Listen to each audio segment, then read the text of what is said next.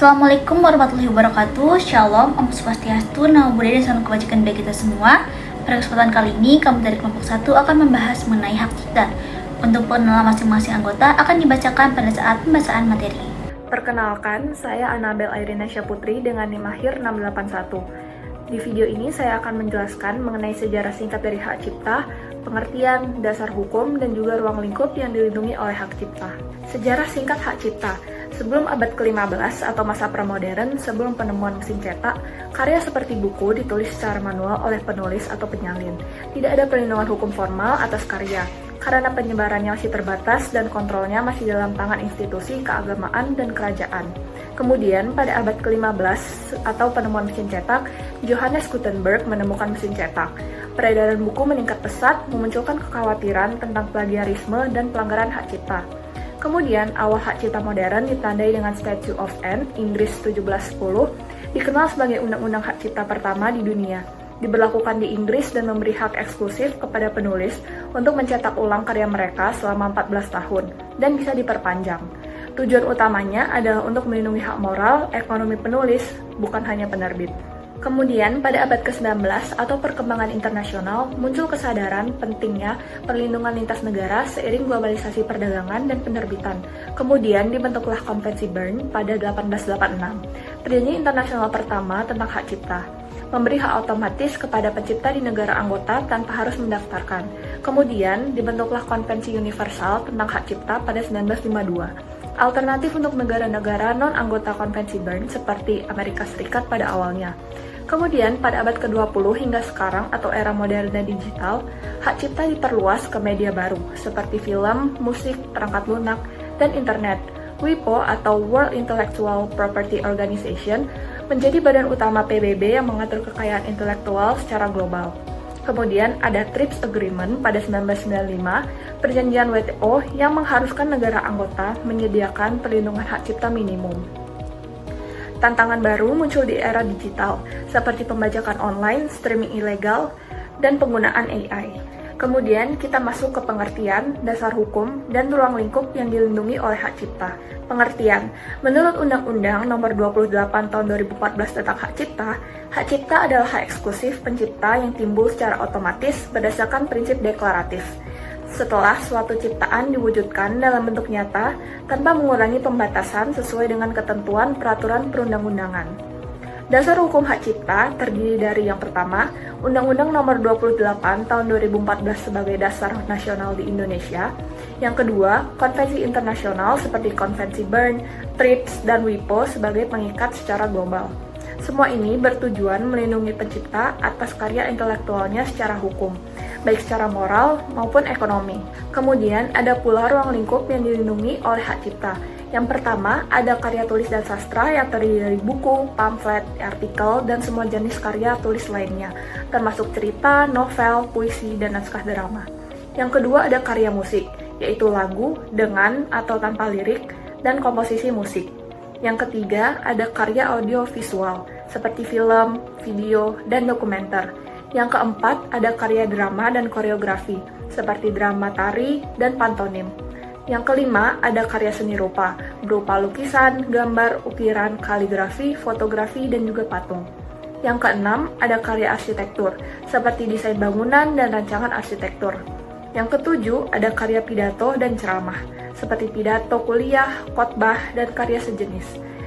Yang kedelapan, ada karya peta dan karya teknik, seperti peta geografi, kartografi, rencana kota, atau arsitektur.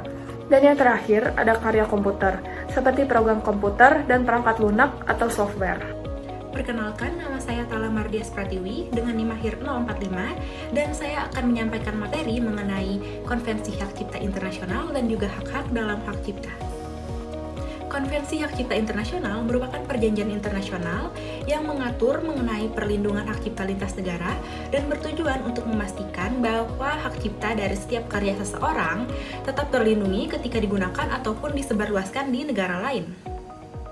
Contoh pertama dari Konvensi Hak Cipta Internasional yaitu ada Konvensi Bern, di mana konvensi ini diresmikan pada tahun 1886, kemudian Indonesia bergabung di tahun 1997.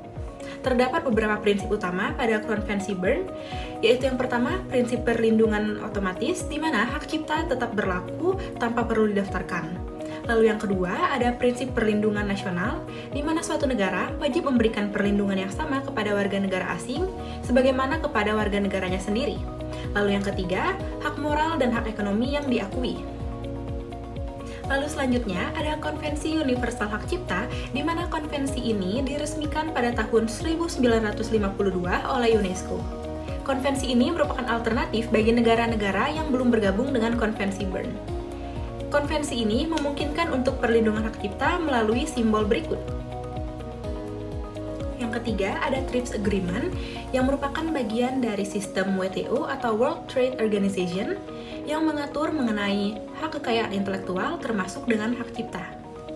TRIPS Agreement ini mewajibkan bagi semua negara anggota WTO untuk memberikan perlindungan minimum kepada hak cipta. Lalu yang keempat, ada WIPO Copyright Treaty yang diresmikan pada tahun 1996 di bawah naungan World Intellectual Property Organization. Konvensi ini menyesuaikan perlindungan hak cipta di era digital seperti sekarang. Lalu selanjutnya, ada hak-hak dalam hak cipta yang terbagi menjadi dua, yaitu hak moral dan juga hak ekonomi. Hak moral merupakan hak yang melekat secara pribadi dalam diri pencipta dan tidak dapat dialihkan secara permanen. Contoh dari hak moral ini sendiri adalah hak untuk diakui sebagai pencipta, hak untuk menolak perubahan pada karya yang dapat merusak reputasi ataupun integritas dari pencipta, dan juga hak untuk merahasiakan karyanya. Lalu selanjutnya ada hak ekonomi yang merupakan hak untuk memperoleh manfaat ekonomi dari penggunaan karya cipta. Contohnya adalah hak untuk memperbanyak ataupun mereproduksi karya cipta, lalu hak untuk mengadaptasi, mengubah bentuk, ataupun menerjemahkan karya cipta, lalu ada pun hak untuk menampilkan, mendistribusikan, ataupun memperlihatkan karya cipta kepada publik, dan yang terakhir ada hak untuk lisensi dan penjualan karya. Perkenalkan, nama saya Invandari Diva Kalisa dengan NIM akhir 343. Pada kesempatan kali ini, saya akan membahas mengenai pendaftaran hak cipta. Sebelum melakukan pendaftaran hak cipta, para pihak harus memenuhi beberapa persyaratan, yaitu adalah pemenuhan dokumen wajib yang berisikan identitas pencipta, dokumen karya cipta, dan surat pernyataan keaslian karya. Selanjutnya, untuk biaya pendaftaran, besaran biaya bervariasi tergantung jenis karya dan kategori pemohon, dapat bersifat perorangan atau badan hukum. Kemudian, mengenai tata cara mengurus hak cipta produk adalah dengan melakukan registrasi di akun DJKI. Yang kedua adalah mengisi formulir pendaftaran, dan yang ketiga adalah mengunggah dokumen pendukung. Dalam hal ini, pihak yang mengunggah berkewajiban menyerahkan dokumen yang sesuai dengan persyaratan, meliputi salinan karya dan surat pernyataan keaslian. Yang keempat, pembayaran biaya pendaftaran, dan yang kelima adalah verifikasi oleh DJKI. Dalam hal ini, DJKI akan melakukan verifikasi setelah menerima konfirmasi pembayaran. Proses ini memerlukan waktu sekitar 30 hari kerja maksimal tergantung pada jenis karya dan kelengkapan dokumen. Jika semua syarat telah terpenuhi, DJKI akan mendaftarkan karya Anda dan menerbitkan sertifikat hak cipta. Assalamualaikum warahmatullahi wabarakatuh. Perkenalkan, nama saya Berlian Sifanada Zahira dengan NIM akhir 364 dari kelompok 1 yang akan menjelaskan materi mengenai pengalihan hak cipta. Pengalihan hak cipta adalah proses pemindahan kepemilikan hak cipta dari pencipta asli atau pemegang hak cipta saat ini kepada pihak lain. Selanjutnya, jenis-jenis pengalihan hak cipta. Yang pertama, melalui jual beli, di mana hak cipta dijual secara permanen kepada pembeli. Yang kedua, melalui hibah, yaitu diberikan secara cuma-cuma tanpa imbalan apapun. Yang ketiga, yakni melalui warisan. Hak cipta berpindah kepada ahli waris setelah pencipta meninggal dunia. Dan yang keempat, yakni yang terakhir, melalui lisensi, yang memberikan izin penggunaan tanpa pengalihan kepemilikan secara penuh. Selanjutnya, syarat-syarat pengalihan adalah pengalihan hak cipta harus dibuat secara tertulis dan ditandatangani oleh kedua belah pihak. Dokumen harus mencantumkan jenis ciptaan yang dialihkan dengan jelas. Jangka waktu pengalihan perlu ditetapkan jika tidak bersifat permanen. Besaran royalti atau kompensasi juga harus dicantumkan jika ada kesepakatan mengenai hal tersebut. Selanjutnya, objek pengalihan yang dapat dialihkan adalah hak ekonomi seperti hak untuk memperbanyak dan menyebarluaskan karya. Namun, hak moral biasanya tetap melekat pada pencipta asli dan tidak dapat dialihkan. Dan yang terakhir adalah dasar hukum. Di Indonesia, pengalihan hak cipta diatur dalam Undang-Undang Nomor 28 Tahun 2014 tentang hak cipta.